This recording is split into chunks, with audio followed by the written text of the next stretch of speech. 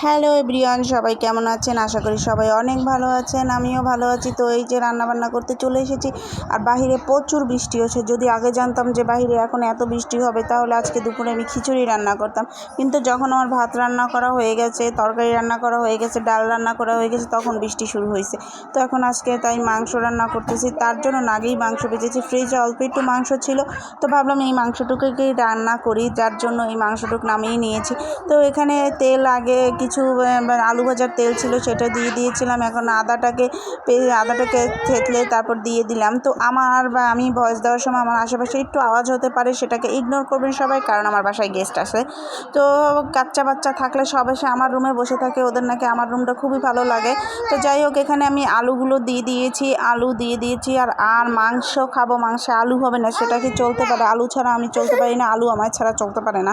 তো যাই হোক, এখানে আলু দিয়ে একটু লবণ দিয়ে দিয়েছি আলুগুলো সুন্দর নরম হওয়ার জন্য। আর এই আলুগুলো এত সুন্দর নরম হয়েছে যা বলার মতো না। তো যাই হোক, এখানে আমার আলু দেওয়া শেষ। এখন আমি যত ময় মশলা আছে সব কিছু দিয়ে দেবো। জিরার গুঁড়া, তারপর ধনিয়ার গুঁড়া আনার উচিত ছিল, কিন্তু আসলে ধনিয়ার গুঁড়া যাই হোক, যে জিনিসটা নাই সেটা নিয়ে তার বলার কিছু নাই। তো এখানে জিরার গুঁড়ো দিয়ে দিলাম। এখন হলুদ, তারপর দারচিনি, এলাচির গুঁড়া, লবণ, তারপর যা যা লাগে যাবতীয় সব কিছু দিয়ে এখন মশলাটাকে একটু জল দিয়ে ভালো করে কষিয়ে নেব। আর মশলা এখন যদি জল না দিই তাহলে পুড়ে যাওয়ার সম্ভাবনা আছে। আর আজকে মশলা কষাতে গিয়ে আমার নাকে এমন ঝাঁজ গেছে, ঝাঁঝের ঠেলায় আমি মশলা কষাবো না কী করবো টেনশনেই বাঁচতেছিলাম না। তো যাই হোক, চলে গেছি। এটাকে রেখে কোনো রকম রেখে একটু জলটা টানুক এ পর্যন্ত আমি রেখে চলে গেছি। আর এই দেখুন, জল টেনে একদম তেল বের হয়ে গেছে। এখন আমি মাংসগুলো ছেড়ে দেবো। এদিকে আবার মোবাইলটাও মাঝে মধ্যে লাফ মারে, দৌড় মারে, কী বলবো আর আপনাদেরকে। যাই হোক, ভিডিও করতে গেলে যে কী সমস্যার প্রবলেমে পড়তে হয় একমাত্র যারা ভিডিও করে তারাই জানে।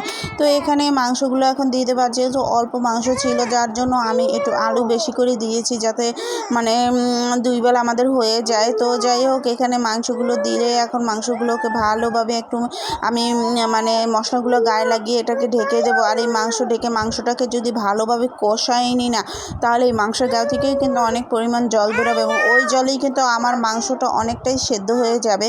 তো এখানে এখন মাংসটাকে আমি একটু ভালো করে মশলার সাথে মেখে দিয়ে জালটাকে একটু কমিয়ে দিয়ে এখন আমি ঢাকনা দিয়ে ঢেকে দিয়ে চলে যাব রুমে। তো রুমে গিয়ে আজকে যেহেতু সব কাজগুলো আমার একদম ইজি করা হয়ে গেছে, যার জন্য আজকে আমি রুমে গিয়ে একটু বসেছিলাম, বসে এসে আবার করি। এই যে দেখুন কি পরিমাণ জল ছেড়ে দিয়েছে, দেখছেন? আমি কিন্তু এক ফোঁটাও জল ইউজ করিনি।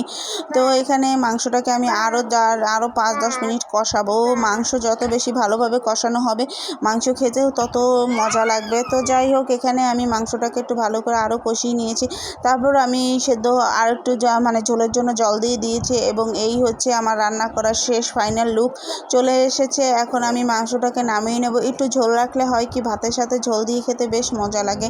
তো এর জন্য আমি একটু ঝোল রেখেছি। আর যেহেতু আজকে যে জিনিস হয়েছে সব সবজি তরকারি, তো বাইরে বৃষ্টি হচ্ছে আর সব কিছু রান্না গরম গরম, সেই খেতে খুবই মজা লাগবে। তো ভেবেছিলাম আজকে বিকেলবেলা একটু ঘুরতে যাব, জানি না যাওয়া হবে কিনা, প্রচুর বাইরে বৃষ্টি হচ্ছে।